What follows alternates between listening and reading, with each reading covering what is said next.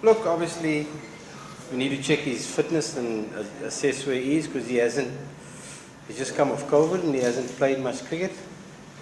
He's obviously a big player for us, he balances the team, but we need to see how he is tomorrow. I think he hasn't batted, he hasn't bowled for the last 2-3 weeks, so definitely just come into a test match straight off. So we'll first have a look and see how he is tomorrow because it's 5 days of cricket and it's hot and there's all sorts of things to consider, so we'll assess how he is tomorrow.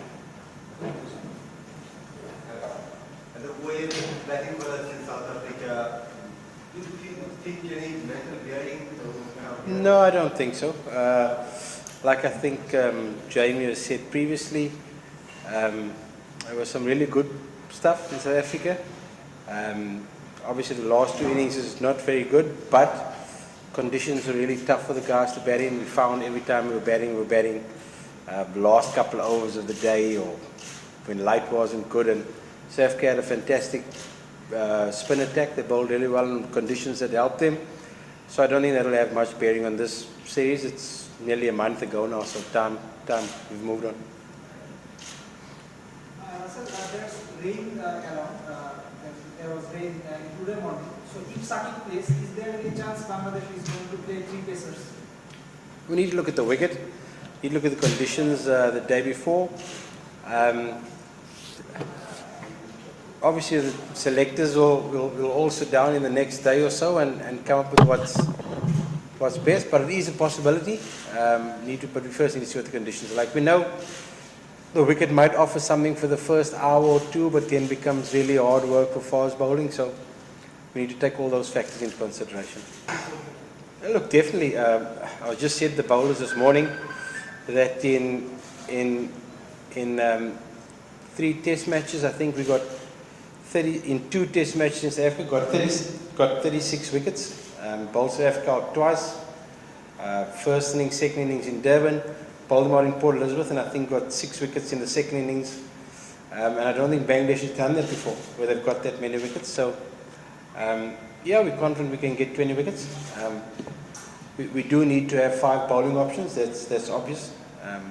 We've been short in that particular department when Shakib doesn't play. Having someone who can bowl those 12, 13 overs a day, which is so important. Because with 4 bowlers, it is very difficult. Particularly on wickets that aren't going to help you. Look, I think with the way Test cricket's moved on, 2 years ago there's no way we would have played under those conditions with the light being that dark. But with Test cricket wanting to play as much as you possibly can, which you understand, we've got to be willing to face that, and you can't be, I think sometimes you're playing because you're thinking you're going to come off the next over or come off the next over, and then you stop playing. You've got to expect to play for the entire day because of lights coming on and umpires keeping out there for as long as possible. So that's a big change in mindset. You can't just be playing to get to the end of the over and get to the end of bad light. You've got to play as if you're playing till close of play, and I think that's a mental shift you need to make. I don't think it's anything technically or tactically. It's just a mindset that's got to change. And you've got to continue to look to score. You can't just be blocking out those last. You're thinking it's 3 overs, but it might be 16 overs. Because as soon as that happens, you find yourself under pressure. And maybe we did a bit of that, particularly in the first test match in Durban, when Shanta was batting with Joy. We sort of just stopped playing, and then Mominal stopped playing, and then we lost a few wickets. We're going to play in dark conditions because there are lights in stadiums, and the laws of the game are changing to try and make sure you play as much as you can. Do you think that strength-wise is Bangladesh still can beat Sri Lanka? Absolutely. And I've said previously that in the last 6 or 7 test series, as we think back, against Pakistan, we were 200 ahead, 6 down, then we lost wickets. Against the West Indies, we probably should have won that test match. They chased down 395. We beat New Zealand in the first test match. We played 4 really good days of cricket in South Africa in the first test match. The challenge is to sustain that in the second test match. So I definitely think we've got the ability to beat any side if we play really well for the full 5 days, not for 4 days. And that's the shift we've got to try and make. No areas of concern. It's all about sticking to your game plan. I think the important thing is trying to get singles and get off strike. Maybe we're just blocking and looking for the four ball a bit much, and we need to make sure that we try and rotate strike a little bit better and get off strike a little bit easier. Whether that means using a paddle, whether that means using your feet, whether that means going deep in your crease, is different for every single player. But I think the important thing is to try and get off strike and find ways of getting singles. Look, I think because the wickets don't bounce as much in Bangladesh, I think they don't struggle with left arm spin, they maybe struggle with a bit of extra bounce that spinners away from Bangladesh get, because generally the wickets stay down in Bangladesh, they LBW bowls, whereas in foreign conditions the ball spins and you maybe get back pads and you get caught at slip, and that's the difference, it's just staying a bit more on top of the bounce than they used to.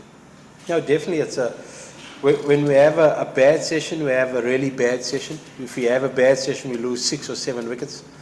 And it's something we're speaking about, it's something we're trying to address, trying to stay calm in the change room, trying to make sure the batsmen stop the rot if something does go bad. And it's definitely something we speak about all the time.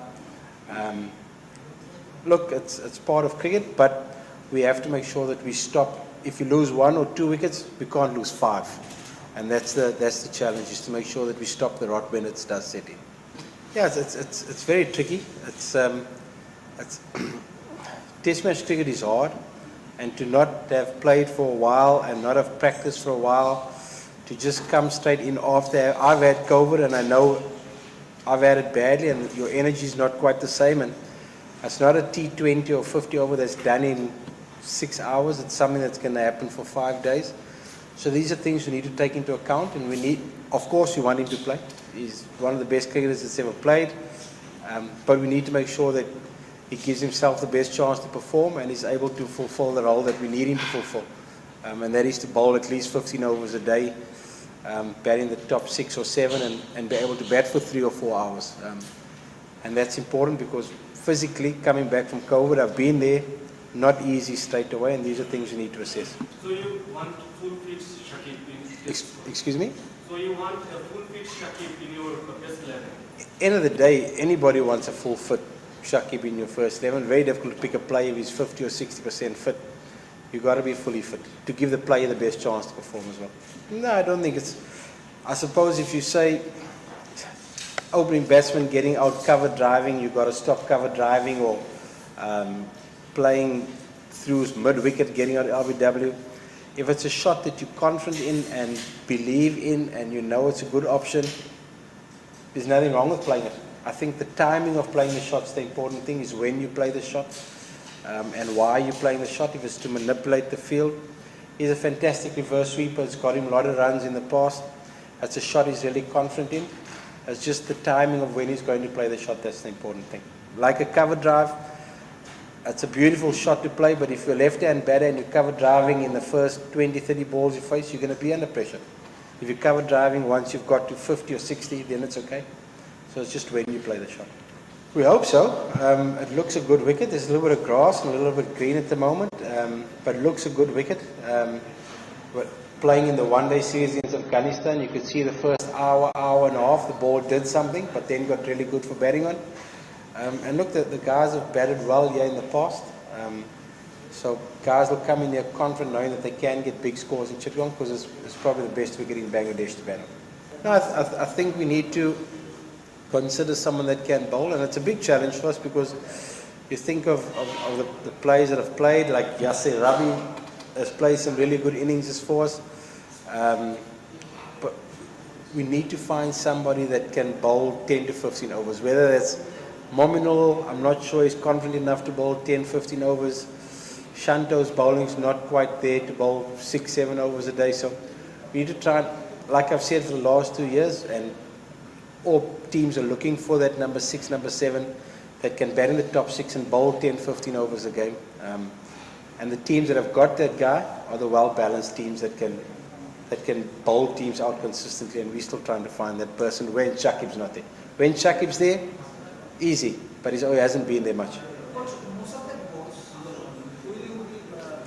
He's definitely in consideration to play, because he does offer something with the ball, so he is definitely being considered to play if Shakib's not there. Thank you. Thank you, guys.